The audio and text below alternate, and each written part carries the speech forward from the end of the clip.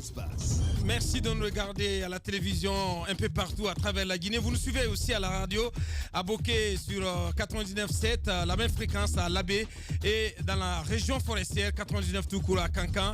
Vous êtes en direct sur Espace TV, vous qui nous regardez en ce moment du côté d'Abidjan mais aussi de Dakar. Merci de nous choisir. Les grandes manœuvres politiques lancées en Guinée alors que la bataille pour ou contre l'établissement d'une nouvelle constitution dans le pays fait rage et mobilise les énergies. Les conditions d'organisation des prochaines élections législatives censées permettre de renouveler un parlement au mandat désuet préoccupent tout autant et focalise les attentions. On en parle longuement dans cette émission avec notre invité. Comment réagit-il aux consultations préconisées par le chef de l'État? Comment envisage-t-il les conditions d'organisation des prochaines élections législatives et quel regard d'ensemble porte-t-il sur la marche sociopolitique de notre pays? Vous le voyez à l'écran, notre invité, M. Sidya Touré, président de l'Union des forces républicaines UFR, ancien Premier ministre de la République. Il va répondre à nos questions dans un instant. Avant de continuer vos réactions sur nos différentes plateformes, on va y aller sur le 657 39 13 13. Bonjour les GG, c'est Intime Diaby, l'enfant de Kourou. Aboubakar, pourquoi l'opposition refuse de dialoguer avec le PM? Sidya, pour le bonheur de tous les Guinéens, le renouveau sera reçu je comprends pas, du MATD. Je ne vois aucun sens de responsabilité de la part de CDD et à partir de 15h, je comprends pas. Bonjour, d'autres réactions toujours sur cette plateforme. On va y aller, c'est Intime Diaby, donc c'est dupliqué 10 fois. Mais là, on s'en sort pas, Prince. On va basculer avec cette autre réaction. Bonjour les GG, c'est Sadio Diallo du Modèle. Titi, voilà des questions de détournement qui devraient préoccuper les autorités, mais elles sont aveuglées, ancrées dans cette forfaiture qui sera fatale pour elles. À Moulanfé, c'est notre ami Sadio Diallo du parti Modèle qui nous envoie ce message. Bonjour les GG, Ibrahim Dantaba depuis Dabompa. On peut tromper le peuple à chaque fois, mais on ne peut pas le tromper pour tout le temps. À Moulanfé, c'est donc Ibrahim Dantaba qui nous envoie ce message. Mamadou Lamarana Lissamba depuis Matoto, l'argent ou pas, l'opposition a toujours dit non quand elle estime que ce n'est pas bon de participer ou de prendre part aux consultations avec le PM. C'est cautionner l'imposition d'une nouvelle constitution et par ricochet le maintien à vie d'Alpha Condé au pouvoir. Tout dialogue autour d'une question déjà réglée par la Constitution revient à la violer. C'est Youssef Kaba qui nous envoie ce message. D'autres réactions. Bonjour à toute l'équipe des GG. L'opposition doit impérativement déclencher les manifestations parce que cette conspiration qui gouverne la Guinée ne comprend que le langage violent. Amoulanfé, c'est Excellence Baldé, le Guinéen depuis Amdalaï qui nous envoie ce message. D'autres réactions sur d'autres plateformes, on va y aller avec d'autres auditeurs. Cette réaction qui tombe à l'instant de Karfa Mouriakaba. Bonjour les GG, la consultation engagée par le PM est une nécessité pour connaître la position du peuple sur la destinée politique de la nation, car le peuple est le maître de ces lois. Ils peuvent les changer, même les meilleurs. Il y a deux camps opposés avec le oui et le non. Donc le moins légal pour départager ces deux camps protagonistes est le référendum à Lamané, à Dibeng. C'est Karfa Mouriakaba qui nous envoie ce message. D'autres réactions, cette fois-ci avec Mohamed Fofana, toujours du côté du RP Arc-en-Ciel. C'est très long. Bonjour les GG. Un gibier dans la terre qui a besoin d'une porte de secours. C'est quel chasseur ça? Mafouria, en quoi l'actuelle constitution est légitime? Tu t'es prononcé à quelle date sur cette constitution? Bien, c'est pas un débat de personne, Mohamed Fofana. On va poursuivre avec d'autres acteurs. Cette fois-ci, Aboubakar Bigop Kaba du côté du PADES. Bonjour, c'est Aboubakar Bigop Kaba. En réalité et en toute sincérité, l'opposition doit rejeter l'idée de toute élection avec un fichier électoral tordu parce que le plan B de leur projet satanique est d'organiser une mascarade électorale pour avoir 2/3 des députés et faire passer leur utopie. Au PADES, nous refusons toute consultation hypocrite dirigée par un militant, en l'occurrence Donkas Aboubakar Bigop Kaba, qui nous envoie ce message. Le président du parti Modèle, Alouba, qui nous écrit ce matin. Bonjour Aboubakar et à toute l'équipe. Nous nous réjouissons que nos propositions adressées aux acteurs politiques à travers la tribune titrée « Attention, le piège se trouve dans l'enveloppe, dans l'emballage » contribuent à non seulement faire comprendre aux uns et aux autres le piège que cachent ces dites consultations, mais surtout de faire savoir comment l'éviter en redirigeant l'invitation du PM vers les institutions concernées par les questions électorales, Assemblée nationale, CENI, cadre de dialogue politique. C'est pourquoi aucun état-major politique ne doit accepter de rencontrer Kassouri Fofana pour discuter de ce que la loi a déjà réglé. Bravo à nos pères de l'opposition et du FNDC. C'est Alouba. Et un dernier, Alpha Moussa Makadiabi, qui nous écrit également. Bonjour à Bakar et à toute l'équipe. Il n'y aura pas de comité de dialogue ni de cadre de concertation. Toutes les parties des entités socio-politiques doivent aller au cadre de consultation initié par le président de la République et exécuté par le Premier ministre à la primature. Ceux qui n'iront pas n'auront que leurs yeux pour pleurer et attendre une autre opportunité après les législatives et le référendum à Bana. C'est donc Alpha Moussa Makadiabi qui nous envoie ce message. Bien, on se tourne vers notre invité, M. Sidia Touré. Merci de répondre à notre invitation. Bonjour. Bonjour. Bienvenue. Allez-y, Moussa. Nous allons ouvrir le bal par cette visite, cette offensive du chef de l'État au pays de l'oncle Sam. Il a lui-même précisé qu'il est là-bas pour les affaires. Il a été reçu par le secrétaire d'État. Il est là-bas pour les affaires, certes, mais la question du moment n'a pas été occultée. La question sur ses intentions de rester au pouvoir ou pas. Alors, quelle analyse vous faites de cette visite du numéro 1 guinéen du côté des États-Unis? Je trouve que franchement, c'était quelque chose d'assez curieux. Un chef d'État ne va pas chez les gens pour rester 3 semaines à se promener avec une quarantaine de personnes dont on a payé les billets pour aller aux États-Unis. Monter, descendre. Je crois que je suis tout simplement désolé. Ça nous a coûté beaucoup d'argent, beaucoup de lobbying pour le résultat qu'on connaît et qu'on connaissait avant de partir. Dans les démocraties occidentales, il y a des choses qui sont intangibles. Vous ne pouvez pas, parce qu'on a payé des lobbies pour rencontrer tel ou tel, changer la décision qui a été prise dans le cadre d'un gouvernement en France, aux États-Unis, en Angleterre ou en Allemagne. C'est pas possible. Vous maintenez la lettre que vous aviez faite dans la presse. L'objectif, c'était aussi de rencontrer Donald Trump. Ouf, ça, c'était tout simplement pas possible pour ceux qui savent comment ça fonctionne les États-Unis. Donc, je pense qu'il a eu l'occasion de rencontrer Marc Pompeo. Et on lui a dit exactement ce que les Américains pensent de tout cela, savoir qu'ils sont pour une transmission démocratique du pouvoir et qu'il faut combattre la corruption dans notre pays. C'est des choses élémentaires. On n'a pas besoin de dépenser des millions de dollars pour aller entendre ça et revenir. Alors, la mobilisation qui était en face, parce que dans un pan du discours de Marc Pompeo, je pense qu'on entendait qu'il a beaucoup plus vu. Non, plutôt de Tibor Nadji, le sous-secrétaire aux affaires africaines. Alors, les mobilisations en face de ces Guinéens qui sont venus accueillir, vous pensez qu'il n'y a rien de spontané dans tout cela, que c'est un montage bien orchestré pour pouvoir le faire? Alors, ou bien notre président de la République est véritablement aimé du côté de Washington. Et il faut même ajouter que ce sous-secrétaire d'État américain a dit que depuis 20 ans qu'il a quitté... depuis 40 ans. Il a dit 20 years. Oui, depuis 20 ans qu'il a quitté la Guinée. Voilà, et qu'il est reparti aux États-Unis dans son bureau.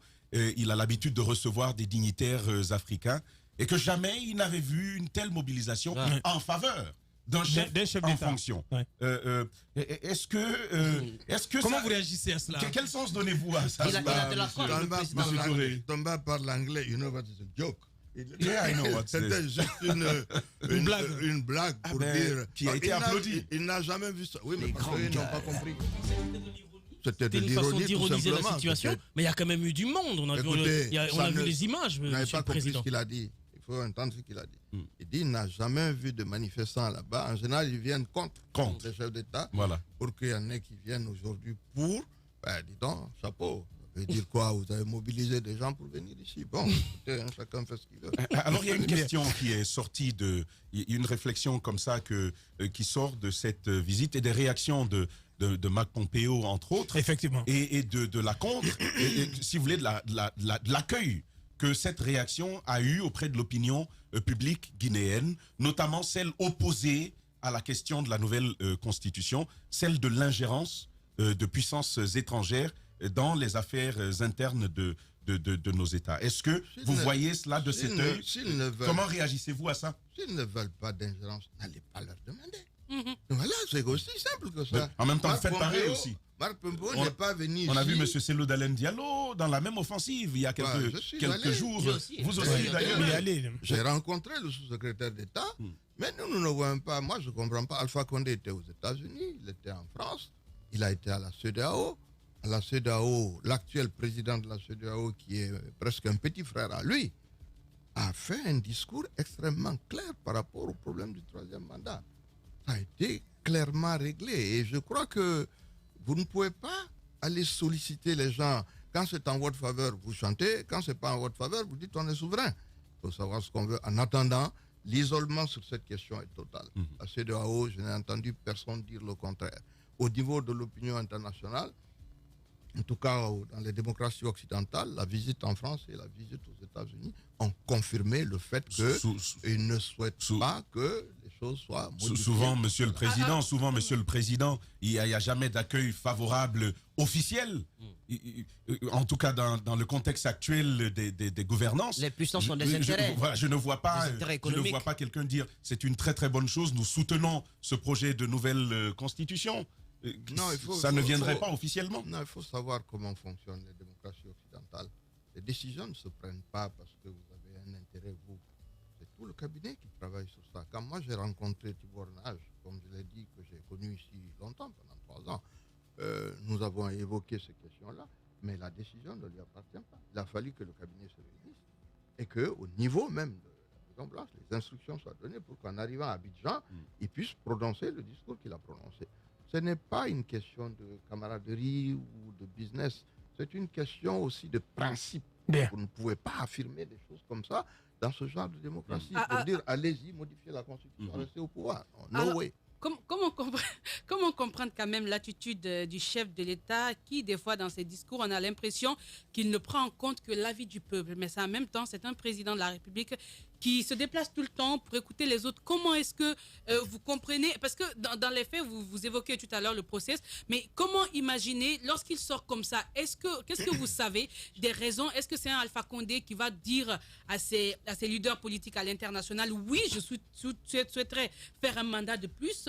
Qu'est-ce que vous savez de comment il mène? Quel est son agenda en fait? C'est quoi en fait? Écoutez, Alpha n'a pas d'autre objectif, n'a pas d'autre ambition, n'a pas d'autre volonté que de rester au pouvoir. Il n'y a rien d'autre. Il n'y a pas de développement, il n'y a pas de dialogue, il n'y a pas d'élection, il n'y a rien.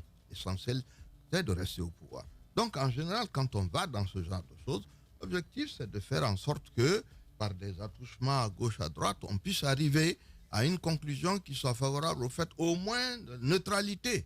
C'est ce qu'on n'a pas obtenu. Au niveau de la CEDEAO, les choses ont été claires. Regardez ce qu'Issoufou a fait.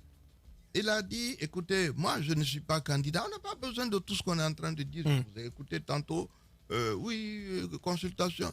Vous dites clairement ce que vous voulez.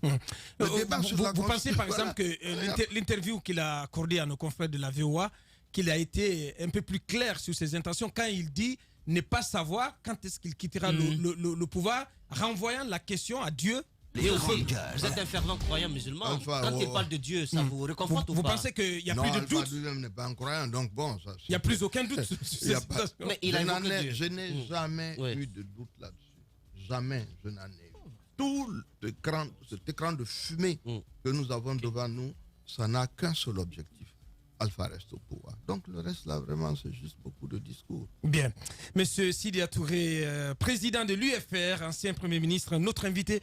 Allez-y, Roby. Alors, Monsieur le Président, le président de la République, la semaine dernière, si j'ai bonne mémoire, dans son discours, a instruit son Premier ministre, qui lui aussi, dans un autre discours, a appelé la classe politique à venir le rencontrer, se faire consulter, à venir, et qu'il prêterait les oreilles, qui serait l'écoute de vos injonctions, de vos griefs portés contre le gouvernement. Alors, quelle analyse faites-vous d'abord, premièrement, du discours du président de la République, et ensuite de celui de la déclaration du Premier ministre? Écoutez, ça c'est du pareil au même, mais je ne vois vraiment pas quel est le sens de toute cette affaire.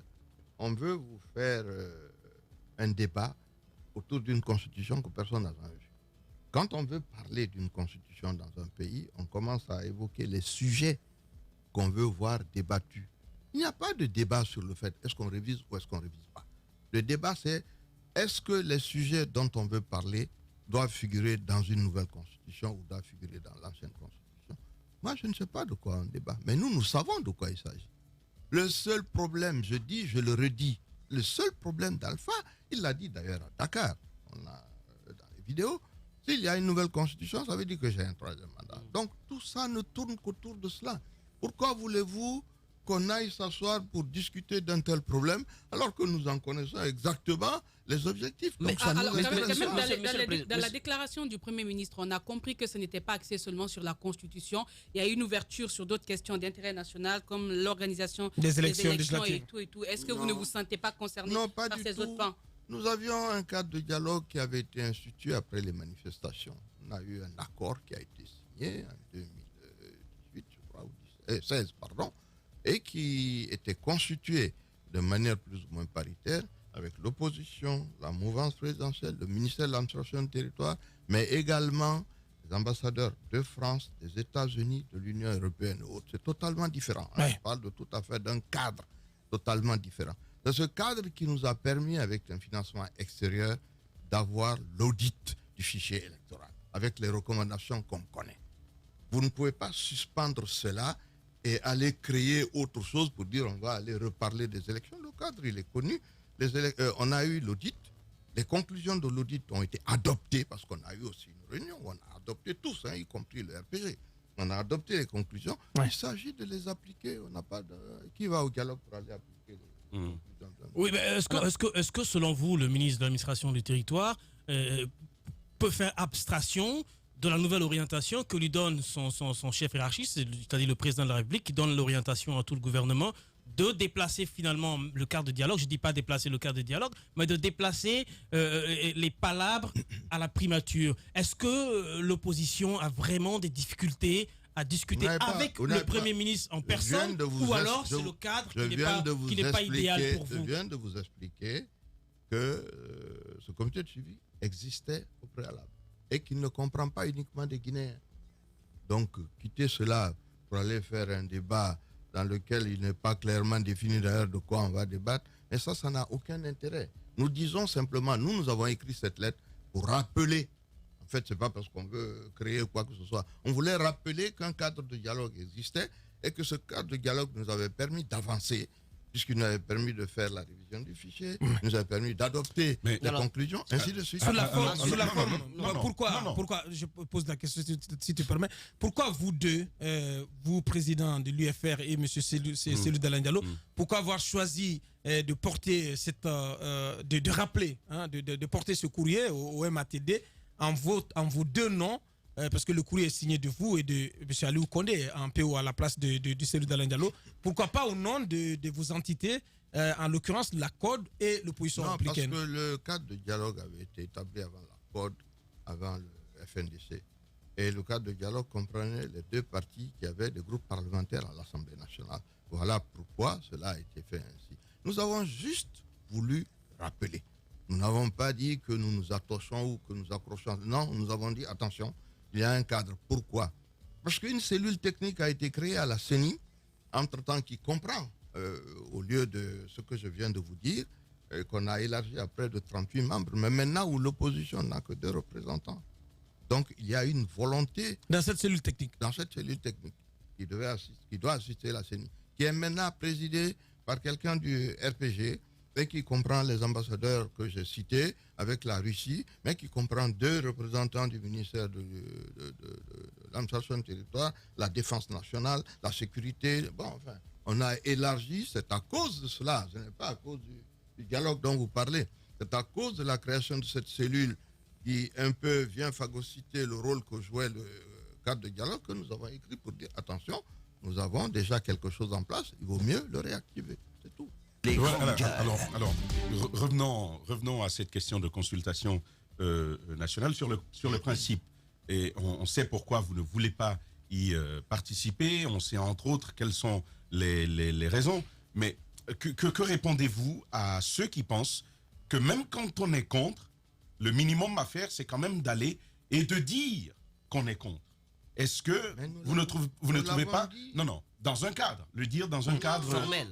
Venir le redire au Premier ministre. Exactement, venir le dire au Premier ministre en face. Quel que soit le cadre, nous sommes des partis politique, nous nous sommes exprimés dans le cadre du FNDC que tout ce qui touche au problème de débat sur une constitution nouvelle tendant à donner un troisième mandat à Alpha Condé, nous ne participons pas à ce débat. Oui, mais nous l'avons déjà dit. D'accord, je Donc comprends. on l'a renouvelé. C'est une position de principe. Les grandes gueules. Vous savez, ces cadres que vous êtes en train d'évoquer, ils ne sont pas forcément formalisés. Et on est en démocratie. Oui, mais on est en démocratie. Un des instruments, c'est la consultation. Et on crée donc le cadre de cette consultation. On voudrait vous entendre dans un des instruments de la démocratie. Est-ce que vous ne trouvez pas que votre voix porterait plus si vous y étiez? Moi, je vais vous dire une chose. Moi, je suis vraiment outré par rapport à la situation de mon pays à l'heure actuelle. Nous sommes en pleine saison de pluie. Vous savez quel est l'état de nos routes en ce moment. Nous sommes dans une situation où pour circuler à Conakry, c'est la croix et la bannière. Nous sommes dans une situation où 95% des villes de ce pays n'ont pas d'électricité. Nous sommes dans une situation où nous venons d'avoir 24% d'admis au baccalauréat, c'est-à-dire 76% d'échoués. J'aurais voulu voir le gouvernement créer une commission pour discuter de ces questions qui portent sur la vie de nos concitoyens et enlever devant nous ce débat stérile qui ne finit jamais. Laissez-moi expliquer. Depuis qu'Alpha Condé, nous n'avons que des débats politiques. En 2010, quand on a décidé de donner le pouvoir à Alpha, nous devrions organiser les élections législatives 6 mois après. Il a fallu qu'on soit dans la rue pendant 3 ans pour qu'on puisse obtenir les élections législatives. Et quand vous demandez pourquoi il n'y a pas de résultat, on dit oui, l'opposition était dans la rue. Mais qu'est-ce que l'opposition pouvait faire? Après, nous avons attendu 7 ans, pour qu'on puisse avoir les élections communales. Il y a des sujets de débat. Finalement, l'opposition, finalement, mais attendez, l'opposition et les acteurs sociaux peuvent imposer le débat. Ils peuvent imposer des sujets de débat. Mais j'ai comme l'impression que vous êtes un peu tiré par la corde par le pouvoir en place. Mais c'est tout le contraire. Nous ne voulons pas rentrer dans le débat. Vous pensez qu'aller dire ce que vous pensez. Faux débat. Je pose la question. Vous pensez qu'en le faisant, vous légitimez? Nous ne souhaitons pas discuter de constitution tendant à donner un troisième mandat à Alpha Condé. Nous l'avons dit, nous avons créé un front pour ça. Pourquoi voulez-vous qu'on aille encore en discuter avec quelqu'un? Alors, c'est aussi clair que ça. Allez-y, Moussa. Est-ce que la question sur les législatives vous préoccupe? Alors, est-ce que sur cette question-là, vous avez... Oui, est-ce qu'elle vous préoccupe? Qu'est-ce que vous faites pour que le débat aussi soit centré sur comment rendre plus transparent cette autre élection? Non, nous arrivons là à quelque chose de plus fondamental dans cette discussion aujourd'hui. Je vous ai entendu dire, je ne sais plus qui était en train de le dire ici, nous n'avons pas fini avec les élections communales. Il y a des maires qui n'ont pas été installés. Il y a des conseils de quartier, de district, mais également régionaux qui ne sont pas faits. On ne fait pas une élection sur une autre. On commence par finir. On évacue. Voilà, on évacue. Je crois que c'est lui qui en parlait. Les institutions, c'est fait pour être respecté. Les institutions, c'est ce qui fait l'ossature d'un État. Quand vous les avez sabordées, vous ne pouvez pas aller vous plaindre du fait que non, ceci ne va pas, ceci ne va pas. Avant qu'on aille aux élections législatives, il y a ce problème qui n'a pas été réglé. Donc vous allez exiger que... Non, nous l'avons exigé, mais ils n'en sont pas là. Eux, ils sont déjà en avance. Pourquoi? Parce qu'en réalité, on est en train de mettre devant nous un écran de fumée. La réalité, c'est que nous avons aujourd'hui pratiquement 2 CENI. Nous sommes en train de travailler d'un côté avec une CENI. De l'autre côté, vous avez une autre CENI qui est gérée par le MATD et un certain Kakoro qui travaille directement avec Alpha Condé. C'est ça. Ça fait 3 mois qu'ils le font. Ce qu'on nous présente aujourd'hui, nous sommes très loin de là. Et comme on est en train d'aborder ce débat, nous allons pouvoir en parler. Hein, parce que honnêtement, moi j'ai beaucoup de choses à dire par rapport à ça. Allez-y, nous vous Alors je reviens là-dessus. Les législatives, nous avons fait les critères, je dis qu'on a fait nous avons tantôt fait l'audit. L'audit a révélé que nous avons 1 574 000 qui sont sans empreinte. Il paraît qu'on dit que cela n'existe pas. Mais écoutez, je reprends un terme très clair. Pour une fois, je ne suis jamais venu avec autant de papiers à votre émission. Hein. Et cette fois-ci, j'en ai parce qu'il y a des choses qui sont intéressantes. La recommandation 1 à court terme de l'audit était ceci. Priorité forte. Au vu des doublons persistants, du nombre de citoyens sans données biométriques et des décédés qui figurent dans la base des données, un contrôle physique de l'ensemble des électeurs s'impose. Chaque citoyen revient confirmer ou compléter ces données alphanumériques ou biométriques pour qu'ils soient maintenus dans la base. Contrôle physique. Physique. Si vous êtes dans une donnée biométrique, mais que vous n'avez ni vos empreintes, ni vos photos, qu'est-ce que vous êtes? Vous êtes un fictif. On ne peut pas vous retrouver. Voilà la réalité du problème qu'il y a. Mais il n'y a pas que le ça. président de la CENI, il n'admet pas le qualificatif. Non, il faut un peu d'honnêteté intellectuelle dans ce que je dis. Ça figure dans le rapport d'audit. La deuxième chose, vous avez près de 3 millions de gens qui sont là, qui n'ont pas été dédoublonnés. C'est-à-dire quoi? On n'a pas cherché à savoir s'ils figurent 2 ou 3 fois. Dans les mêmes textes, vous avez 1336 bureaux de vote fictifs. Fictifs. C'est-à-dire qu'ils ne sont répertoriés nulle part. Quand vous prenez ça avec 500 électeurs, vous avez près de 650 000 électeurs qui sont utilisés pour toutes ces raisons-là.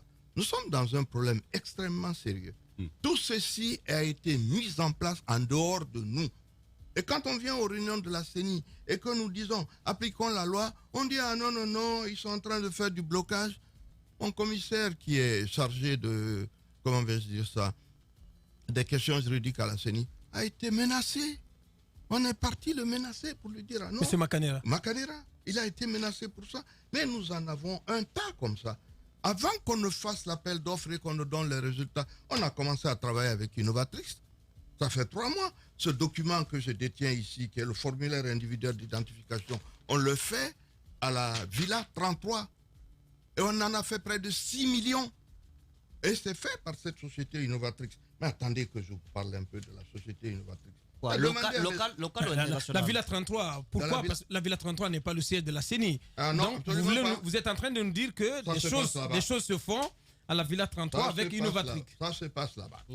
Je vais vous parler maintenant de la CENI. Je disais donc, on a fait un appel d'offres. On a donné à Innovatrix la décision, donc on leur a donné le marché. Et Innovatrix est une société unipersonnelle qui a été créée en 2006. Nos avocats m'ont envoyé ce document-là, enregistré en 2006, dont le patron est un certain Yann Luther. Vous savez, le capital, c'est combien? Non. 5 000 €. C'est une société écran, 5 000 €, Innovatrix Limited et Innovatrix International Limited. La première société, 5 000 €, la deuxième société, 6 640 €. Cette société, en réalité, travaille, c'est un écran pour laisser Gemalto continuer à faire ce qu'on faisait avant. Nous sommes dans une... Faire quoi exactement? C'est quoi l'objectif de cette société? Ce que je suis en train de vous dire, préparer de fausses élections. On fait ce document. On en a fait plus de 6 millions. Ils vont être empaquetés et distribués à travers la Guinée. On devrait avoir des kits de recensement comme on l'a tous vu. Vous allez, vous mettez votre main, on fait votre photo, on vous donne cette fois-ci, une carte d'électeur. Voilà. Cette fois-ci, non. On dit qu'on va vous donner, on va amener des tablettes dans lesquelles vous allez venir vous inscrire. Et à côté, c'est eux qui vont transcrire sur ces fiches-là les données que vous venez d'avoir et qu'on mettra sur les fiches. Mais ça, c'est eux qui le font, je veux dire. C'est pas numérique. Non, ça n'a rien à voir avec des élections. Strictement rien. Alors, ce que je suis venu dire aujourd'hui à cette émission, nous n'accepterons pas cela. Parce que ceci, c'est quelque chose qui est déjà bouclé. C'est un peu comme ce que nous avons eu pendant les élections présidentielles de 2015. Nous n'accepterons pas cela. Parce qu'en plus, beaucoup de choses que j'ai à dire par rapport à ça. Il y a en cours une préparation. L'écran de fumée, c'est d'envoyer le Premier ministre rencontrer les gens. À 1 mois, on va vous dire, ouais, d'accord, on a consulté les gens, ils sont d'accord. On va coupler l'élection sur la Constitution avec les législatives. C'est ça l'objectif fondamental. Donc ceci, c'est totalement inacceptable. Le peuple de Guinée a son destin en main. C'est ça que je suis venu dire. Alors, en même temps, Monsieur le Président, vos commissaires, ils sont encore à la CENI. Exactement. Vos députés sont à l'Assemblée nationale. C'est la première remarque. Deuxième remarque, vous avez écouté Maître Salif Kébé quand il est allé rencontrer le Premier ministre. Il a également dit qu'il y a un travail de fond qui était déjà effectué et que désormais, l'opérateur a été mis sur un opérateur local. Écoutez, voilà, ça c'est le second volet. Dans l'audit, il est dit que cet opérateur devait normalement être recruté par un appel d'offres, parce que cela assurait un minimum de transparence. Qu'est-ce que Maître Kébé veut aller présenter aujourd'hui au Premier ministre? Des élections entre Noël et le jour de l'an. Le 28 ou quelque chose de ce genre. C'est une plaisanterie. Mais tout ça est fait exprès. Comment en est-on arrivé là? Si vous voulez aller aux élections législatives, il y a toute une procédure. Il y a un code électoral qui dit quels sont les délais qu'il faut respecter. Notamment, dans notre code, il est dit que chaque année, à partir du 1er octobre, nous avons 3 mois pour pouvoir recenser les électeurs. On vous dit non, ceci est spécial. Comment voulez-vous que ce soit spécial? Nous sommes le 15 ou le 16 septembre aujourd'hui. Nous pouvons donc aller le 1er octobre et commencer la révision. Ils sont allés à Kindia, ils se sont battus. Ils ont dit non, il faut ramener ça de 90 jours à 45 jours. Aujourd'hui, Maître Kébé dit qu'on peut faire la révision avec l'état des routes en Guinée, la situation telle, qu'on peut le faire en 25 jours. 25 jours. En 25 jours. Alors vous avez ce genre de choses qui c'est uniquement, vraiment, c'est de la manipulation. Ma dernière remarque, Monsieur le Président, c'est que vous avez fait des déclarations. Vous êtes regroupé au sein du FNDC. Vous avez affiché aux yeux de l'opinion publique une certaine unité d'action de l'opposition guinéenne. Mais en même temps, au regard de la gravité des informations que vous mettez sur la place publique ce matin, que vont être vos prochaines démarches? Parce qu'en 2015... Moussa, je veux bien qu'il réagisse à ça. En 2015, qu'on termine sur la CENI. S'il te plaît. En 2015, j'ai écouté le même son de cloche. Les élections, la transparence n'était pas du tout garantie. On a écouté le même son de cloche, mais vous y êtes allé quand même. Vous étiez l'un des premiers même à y aller. Alors, qu'est-ce qui prouve que cette fois-ci, vous allez demander le minimum? C'est-à-dire qu'on vous donne les clés de transparence de ces élections-là. Non, nous ne participerons pas aux élections dans ces conditions-là. Je viens de vous dire quelque chose d'important. On nous a mis un écran de fumée pour parler du référendum et tout ça. Et n'oubliez pas une chose, l'objectif fondamental de Alpha, c'est rester au pouvoir. Donc ces élections conditionnent le 3e mandat. Ce n'est pas uniquement des élections législatives. Et je dis, la volonté également, l'intention, le travail qu'on est en train de faire, c'est de coupler cela avec le référendum. Nous allons nous lever, il n'y a pas d'autre solution. Justement, j'allais vous poser la question sur vos stratégies. Qu'est-ce qui vous reste comme stratégie au-delà des déclarations, au-delà des mots, des dénonciations? Qu'allez-vous faire? Moi, je veux bien que l'on aille aux stratégies, mais il y a une question qui me semble essentielle après cette présentation sur la CENI, monsieur Sidia Touré. Pour la rendre pour que la CENI puisse nous rendre un service transparent, impartial, on a dit il faudrait qu'il y ait des représentants de l'opposition, qu'il y ait des représentants de la mouvance. Mais ce que vous décrivez là est en train de cacher quelque chose de plus grave. Peut-être même l'essence même de l'institution. Moi, j'ai envie de savoir, mais finalement, à quoi ça nous sert d'équilibrer ainsi si vous voulez, les forces en présence à l'intérieur de la CENI? C'est quoi le véritable problème à la CENI finalement? Parce que depuis 2010, 2015, 2013, c'est la rengaine, c'est le même problème. Je vais vous dire, on revient au même problème. C'est la volonté systématique d'un homme de détruire. Sinon, il y a des CENI partout. Je vous entendais ce matin dire que, je ne sais pas qui l'a dit, le calendrier électoral est connu d'avance partout. Mais quand vous restez là et que c'est le président de la République qui doit donner l'argent pour qu'on organise les élections, vous restez, disons, bloqué, alors que vous êtes inscrit dans le budget. Dans tous les pays du monde, votre chapitre budgétaire est là, ça s'exécute au fur et à mesure que ça se... Nous avons quelqu'un qui régule tout cela. Quand cela arrange, on dit, mais non, la CENI, c'est normalement indépendant. Mais avant ça, le président fait un discours, vous l'avez tous écouté, et il dit les élections en décembre. Mais de quel droit lui dit ça? Il n'est pas à la CENI, normalement. C'est quelque chose d'indépendant. C'est quelque chose qui répond à des critères. C'est quelque chose qui dit, voilà, les dates de révision, c'est de telle date à telle date. La contestation, c'est de telle date à telle date. Ainsi de suite. Cela se fait ainsi. Et d'après les calculs que la CENI a pu faire, il faut attendre le mois de mars 2020 pour qu'on puisse avoir des élections. On nous dit non.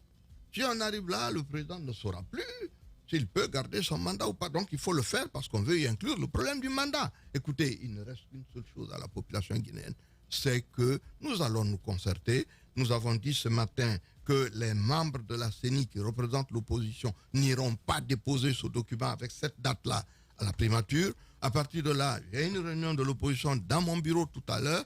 nous reviendrons au FNDC parce que nous sommes devant le problème de la Constitution. Et ce qui reste pour les Guinéens, c'est de savoir si comme les Algériens, comme les Soudanais, ils iront dans la rue. Alors Voilà. Monsieur le Président, autant on s'est habitué à cette manière de faire du côté du pouvoir, de jouer avec cette volonté politique qui manque. Aussi, on s'est habitué avec cette maniche, l'opposition, de vouloir sembler unis, parler de la même voix, mais lorsque le moment opportun arrive, le moment le plus important, c'est une opposition divisée. Et cette fois, on vous écoute encore, on a l'impression d'être à, je sais pas, 2010 ou 2015, je sais pas.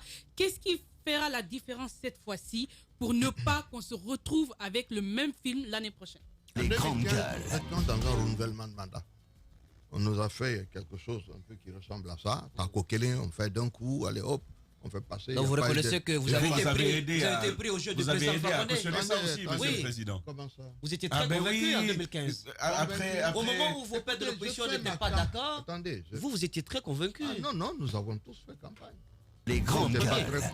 Mais d'accord, écoutez, nous fait campagne pour l'élection présidentielle. C'était un renouvellement de mandat. Nous estimions que dans le pire des cas, en 2010, en 2020, tout ça est terminé. Ce dont il s'agit aujourd'hui, ça engage l'avenir de mon pays. C'est que quelqu'un veut se maintenir au pouvoir jusqu'à sa mort. Si encore cela avait un intérêt quelconque pour nous, mais ça n'en a aucun. Vous n'avez qu'à prendre, je le dis, il faut qu'on revienne aux fondamentaux. Tout ce dont nous sommes en train de discuter dans cette salle, ça concerne les Guinéens de base. Vous croyez que le gars que vous allez voir, je ne sais pas moi, à Bambeto, à Koza ou à Koya, à Wankifon, vous lui demandez, il va vous parler de la Constitution d'abord. Il veut savoir s'il a mangé, s'il a le pont pour aller à Kindia, s'il est sûr qu'il peut arriver à Massanta, s'il a envie d'y aller, ou à Forcaria tout simplement. Voilà les questions qui se posent à nous. Tout ceci a été fait et vu devant nous pendant 9 ans. Pourquoi est-ce qu'on va permettre à quelqu'un comme ça de se maintenir à vie au pouvoir?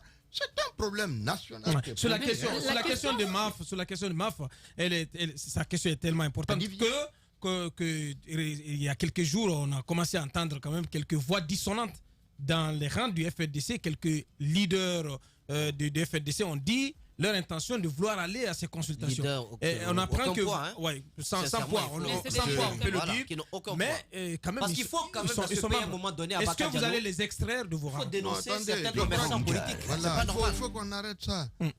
On a créé au niveau du ministère de l'Administration, plus de 200 partis politiques sont créés. Et les gens ont des papiers, ils circulent avec. Quand il y a quelque chose, vous les appelez, ils viennent. Mais il faut faire quand même la différence entre ceux qui sont partis politiques et ceux qui ne sont simplement détenteurs que de documents qu'il faut pouvoir négocier. Moi, je trouve que ça n'a aucune importance. L'essentiel de la classe politique est d'accord sur cela et c'est ce qui va se faire. Et la division concerne aussi ce qu'on considère comme les grands partis politiques.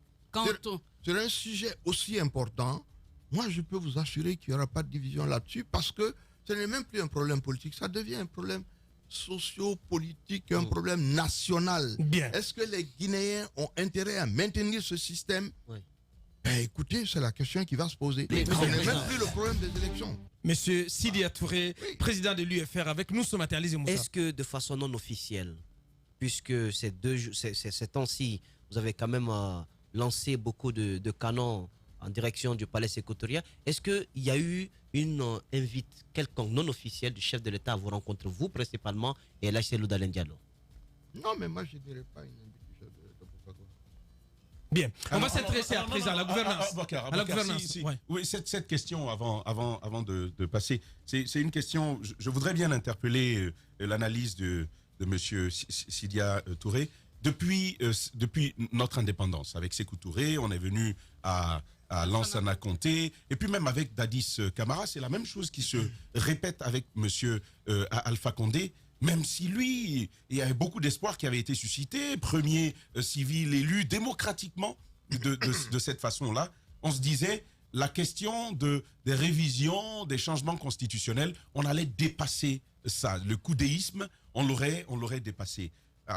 Finalement, quelle analyse vous en faites? Moi, je veux aller au-delà de l'opposition à la nouvelle constitution. Par exemple, et c'est tout l'espoir que je nourris, après 2020, qu'un autre vienne. Est-ce que vous pensez à l'après Alpha Condé pour que ce que ce peuple est en train de subir, on ne revienne plus là-dessus? Sans compter que certains parmi vous ont soutenu Lansana Conté dans ses révisions constitutionnelles et aujourd'hui s'opposent à ça. On a du mal avoir vraiment l'intérêt populaire s'exprimer. On a comme l'impression que c'est toujours votre combat, pas le nôtre. Après Alpha Condé, comment est-ce qu'on peut en sortir? Ce dont je suis en train de parler aujourd'hui, c'est notre combat. Ce n'est pas le combat des partis politiques ou le combat des journalistes ou des médecins. Le combat de l'ensemble des Guinéens. Ça a toujours été présenté comme ça. Pas toujours, on ne s'est pas vu tout. Bon. Moi, je suis en politique depuis un certain temps. Vous avez ouvert votre radio il y a 8 ans. Bon, donc ça n'a pas toujours été comme ça. Moi, je n'étais pas... Autant de Sékou Touré, je ne sais pas ce qui s'est passé ici. Alassane Conté a fait les réformes institutionnelles sur lesquelles nous vivons jusqu'aujourd'hui. En attendant ce régime, je n'ai vu aucune réforme institutionnelle. Rien de nouveau par rapport à ça. Et surtout, jusqu'à présent, mais il y a trop de choses dont on doit pouvoir parler. Aujourd'hui, nous sommes arrivés à un point nodal. Le président du Niger, qui est un jeune président, qui a 60 et quelques années, a été Premier ministre, président de l'Assemblée, socialiste comme le nôtre ici, comme son grand frère, a dit quelque chose de très clair. Il dit, mais qui je suis moi, pour que je puisse imaginer que parmi les 22 millions de Nigériens, moi, personne ne peut me remplacer. Et c'est le moment. Nous attendons que le leadership nous apporte des choses de ce genre pour redonner confiance à la population. Mais monsieur le Président, et qu'on puisse démarrer. Pourquoi vous ne citez pas Alassane Dramane Ouattara? Vous ne prenez l'exemple que sur Mamadou Issoufou. Le citer, pourquoi? Mais parce que lui aussi, il a une position qui ressemble à celle du président Alpha Condé. Écoutez, Alassane Ouattara, la position n'est pas floue, ce sera très clair bientôt. Il y a même un candidat qui est là, donc laissez ça. Ah bon? Bien, alors sur la gouvernance, de manière générale, vous parliez tantôt de l'état du réseau routier guinéen. Comment vous expliquez cette situation, cet état de fait, des routes complètement lambeaux? Ce n'est pas les routes seulement, c'est tout qui est en lambeaux. Je vous ai parlé de l'état néant. Quand vous avez détruit les institutions, un état, ce sont des institutions qui sont en train de travailler dans le cadre d'un pays qui est... Quand vous avez tout détruit, il ne reste plus rien. Quand vous avez constaté, par exemple, moi j'ai appartenu à un gouvernement en Côte d'Ivoire avant que moi-même je ne dirige un gouvernement ici. Quand il y a une crise, vous faites un comité, vous commencez à en discuter, et vous posez des solutions et vous commencez à les régler. Nous avons des routes qui sont là, qui n'existent plus. Koya, il y a des problèmes. On a des ponts qui s'achèvent. Il y a des trucs. Personne n'est jamais venu nous dire que le gouvernement s'est réuni, on a dégagé les fonds et qu'une entreprise digne de ce nom est en train de faire ces travaux-là. Il est reproché à Moustapha Naïté pourtant de trop communiquer. Il a annoncé le montant de 2 milliards quand même. La question, ce n'est pas les communications, ce sont les réalisations. C'est de ça que les chiffres aussi. Les chantiers quand même ont débuté et vont se poursuivre. Il n'y a que des chantiers qui débutent et qui vont se poursuivre ici. La question, c'est que moi, c'est 9 ans après. 9 ans après, moi, je voudrais bien, résultat, c'est où? Voilà ce que moi, je veux dire. Donc, moi, je ne vois pas de résultat. Mais attention, un secteur sur lequel je ne veux pas sauter, quand vous avez 76% d'échecs au baccalauréat, j'aurais souhaité qu'avant l'ouverture... Mais c'est même mieux que l'an dernier. On était à 23%. Ah bon, alors là, écoutez, vraiment, c'est la déshérence totale. On devrait trouver un gouvernement. S'il n'y avait pas un État néant, il y aurait eu un conseil pour discuter de ça. Pourquoi est-ce que qu'est-ce que nous allons prendre comme mesure cette année? Il n'y a rien. On continue comme si de rien n'était. Et le débat reste permanemment accroché à la même idée. Est-ce que la Constitution, est-ce que tout ceci, c'est troisième mandat? Point. Alors, au niveau de l'Assemblée, sur les questions minières, par exemple, on a vu par moments beaucoup de conventions qui passent au niveau de l'Assemblée. Dites-nous, c'est quoi les dessous? Qu'est-ce qui se passe à l'Assemblée pour qu'on en vienne à avoir des sociétés en Guinée qui ne respectent pas le cadre local? Mine, on en parle, mais que devient le Guinéen en parlant de mine? Vous direz moi également sur l'empressement sur Simandou, parce qu'on ne comprend pas également. Quelque chose de très simple, en ce qui concerne... Il y a beaucoup d'argent qui circule au niveau des mines. Ce n'est pas les sociétés minières. Les sociétés font leur travail. Ce qui ne fait pas son travail, c'est le gouvernement guinéen. Pendant ce temps, vous avez des hommes politiques, vous avez des responsables. Il va arriver un moment où on va commencer à les citer. Dans le cas de Bokeh, qui sont assis là, qui ont des camions qui se font des millions de dollars. Vous êtes assis ici, vous vous battez pour avoir vos 2 millions de francs de salaire par mois, qui font des millions de dollars à la fin de l'année et qui viennent vous faire des leçons dans les radios, dans les machins. Voilà la réalité. Vous parlez de qui exactement? Je ne parle pas pour le moment. Moi, je vous dis, je commence à en parler. Le moment va venir, je vais en parler. Je vous dis simplement, tout ceci, c'est de la corruption. Et les Américains l'ont dit dans le communiqué. Les sociétés américaines viennent en Guinée pour y travailler à condition qu'on combatte la corruption. on n'a pas dit ça aux autres, ça veut dire que le constat est fait que cette corruption, mais elle est énorme. Donc les conventions, tout ceci, bien sûr, les conventions, on pourra en discuter. Mais de prime abord, une société vient s'installer chez vous et fait son travail. Mais c'est qu'est-ce que l'État fait de l'argent qui rentre? Vous n'avez qu'à regarder le budget. Et depuis 3, 4, 5 ans, nous sommes toujours à 2 milliards d'euros. C'est quoi ce pays? Il y a un guichet unique, unique du commerce extérieur qui est créé. Il y a beaucoup de réformes. La Mamri, par exemple, qui va entrer en fonction. L'ANIES. Est-ce que vous saluez l'ANAFIC aussi? Est-ce que vous saluez ces réformes? Non, parce que je ne salue pas les hommes qui doivent les conduire. Les conduire mais les faits, mais si les faits... Attendez, si vous faites des réformes et qu'elles ne sont pas mises en pratique, les réformes, ce sont des textes que vous signez et que vous publiez. La signature de ces textes-là ne fait pas de ces textes applicables, bien sûr, mais si ce n'est pas appliqué, c'est le problème des hommes qui vous conduisent. Et à ce niveau-là, je n'ai aucune confiance. Alors, je voudrais qu'on revienne rapidement sur les conventions, parce que quand même, il y a avec les députés, c'est sur les députés qu'à un moment donné, le peuple compte pour regarder de très près certaines choses qu'on leur présente, mais on a l'impression que sur certaines questions, ça vient, on les évacue, on ne sent pas assez de résistance de la part de l'opposition pour comprendre les enjeux. Qu'est-ce qui se passe réellement au niveau de l'Assemblée? Comment on en vient à ça, à sortir avec des conventions comme ça, comme le voudrait le pouvoir, banalement, sans contradiction? Ils ont la majorité. Non, les gens parlent, ils se défendent, ils vont dans les commissions, et ils disent qu'ils ne votent pas. Par exemple, les recettes dernièrement, on ne les a pas votées, mais il y a une majorité mécanique qui est autour du RPG de 2 ou 3 députés qui permet que la loi puisse passer. Est-ce qu'il y a eu une amélioration de la desserte en électricité? Est-ce qu'en matière quand même de pluie, oui, à Conakry, mais est-ce que quand on a de l'électricité, je reconnais à non. Soit petit. Non, mais soit petit va finir bientôt. Mais d'accord, mais écoutez, 10 ans après, vous voulez que je vous parle de quoi? C'est 10 ans. Normalement, le mandat est fini. Aux États-Unis, c'est 2 fois 4, c'est 8 ans. Ça devrait être fini, là. Donc, normalement, les résultats qu'on attend, ce sont des résultats que vous devez faire plus ou moins. Il y a des questions immédiates à régler. Vous arrivez au gouvernement, vous réglez ces problèmes au moins d'électricité dans la capitale, dans certaines choses. Vous réglez quelques problèmes qui permettent, notamment l'assainissement de la ville. J'ai vu quand j'étais directeur du commerce en Côte d'Ivoire, et c'est des idées qui me trottent dans la tête. Vous n'avez pas de route, on aurait dû avoir une compagnie d'aviation dans ce pays. C'est d'une banalité enfantine pour qu'au moins les routes ne sont pas bonnes, mais vous pouvez aller à Cancan, à Zéro-Corée, à l'Abbé, par avion, c'est évident, c'est banal. On va parler tout à l'heure. Même pas où les louer. On va parler tout à l'heure aussi des trains quand même, parce qu'il y a des idées dans ce. Mais en attendant, nous avons un acteur de la société civile qui a souhaité intervenir dans sa Kourma, président du CNOX en direct. Les grandes gueules. Bonjour, docteur Dansa Kourma. Bonjour. Bienvenue dans notre émission. Allez-y, Nous aimerions, docteur Dansa, vous entendre à nouveau sur la question des consultations engagées par le Premier ministre. Quelle est votre idée là-dessus? Est-ce que c'est véritablement un instrument démocratique auquel il faut prendre part? Naturellement, je l'ai dit au studio, dès que l'idée a été avancée, le CNOX a tenu une assemblée à son siège et nous avons pris la responsabilité d'aller écouter ce que le Premier ministre veut nous dire.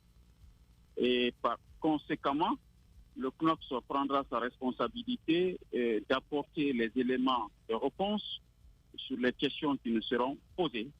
Et ça, les réponses seront conformes aux préoccupations des citoyens du moment. C'est parce que c'est ça la raison d'être de notre organisation. Alors, comment vous comprenez en tout cas l'intransigeance des partis et entités de la société civile membres du FNDC de boycotter ces consultations dans le sens que ces consultations sont perçues à leurs yeux comme une légitimation du débat sur une nouvelle constitution, une question à leurs yeux déjà réglée par la constitution? Bon, parfaitement, je ne suis pas membre du FNDC, donc leur décision ne m'engage pas. Mais qu'à cela ne tienne, nous avons une obligation de défendre le citoyen.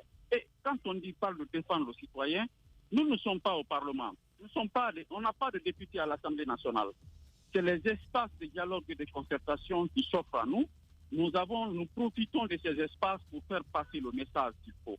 Parce que nous sommes en quelque sorte la voix des sans-voix. Et comme les espaces de consultation sont prévus aussi par la Constitution, notamment l'article 58 qui fixe les prérogatives du Premier ministre, nous irons à l'écoute du Premier ministre. Juste une petite parenthèse. Nous avons vu ici des militaires qui ont pris le pouvoir par la force, qui ont instauré, qui ont suspendu la constitution guinéenne. Mais nous tous, au premier appel de ces militaires, nous sommes venus répondre présent. Mais comment se fait-il qu'un Premier ministre légal appelle des acteurs de la vie sociopolitique pour discuter d'une question d'intérêt national et que nous refusons d'aller à cette rencontre? Alors, ce que je peux vous garantir, nous n'avons pas peur d'engager une quelconque contradiction face à un quelconque acteur de la vie nationale et sur une quelconque préoccupation du moment. Ça, je vous le garantis, nous allons prendre part à cette discussion et nous allons dire ce qu'il y a lieu de dire conformément aux valeurs, aux principes et à l'éthique de la société civile. Bien. Docteur Dansa, quand même, l'un des objectifs de la société civile, c'est aussi la prévention des conflits. Et là, on sent qu'il y a quelque chose de pas assez bon qui se prépare. Vous avez écouté certainement, vous avez suivi les informations données ce matin par le président de l'UFR. Il y a au niveau de la Commission électorale nationale indépendante des choses qui se font et qui ne se font pas selon les règles. En tant que société civile, cela aussi aurait dû être votre préoccupation. Il faut prévenir les conflits, il faut prévenir les différentes violences. Qu'est-ce que vous faites dans ce sens, au-delà de ces consultations? Merci beaucoup. C'est une excellente question. La lettre qui nous a été adressée par le Premier ministre, l'objet, c'est consultation sur les préoccupations de l'heure. Et je sais bel et bien, parmi les préoccupations de l'heure, il y a la question d'organisation d'élections législatives. Et il ne s'agit pas de balancer un calendrier électoral, il s'agit de s'assurer, nous en tant que société civile, que toutes les garanties d'élections libres, transparentes, inclusives sont réunies pour faire des élections acceptées par les citoyens. Alors, pour moi, c'est un espace qui nous est offert également pour mettre sur la table un ensemble de préoccupations des citoyens par rapport à la qualité de ces élections à venir. Donc, nous ne perdrons pas de vue, on négligera aucun espace de dialogue pour faire passer ce message et ces préoccupations des citoyens. Bien. Docteur Dansa Kouma, président du CNOX, en direct dans cette émission. Mais on va se tourner vers monsieur le président de l'UFR pour clore. Vous avez écouté Dansa et votre message de clôture. Non, la seule chose que je peux dire, c'est que peut-être qu'on devrait se préoccuper effectivement, la question était bienvenue, de savoir dans quelles conditions ces élections s'organisent. Et ce n'est pas pendant qu'on discute là-bas que le calendrier se déroule, ça ne sert strictement à rien. La PECUT faisait partie, qui est une organisation de la société civile, faisait partie de la cellule technique de la CENI. On l'a supprimée. Et on a mis quelque chose d'autre qui était proche de cette société, le CONASOC, voilà, qui a été créé devant moi par Alpha Condé. Il y avait mis Alassane Condé d'ailleurs ce jour-là. Donc je sais très bien de quoi on parle.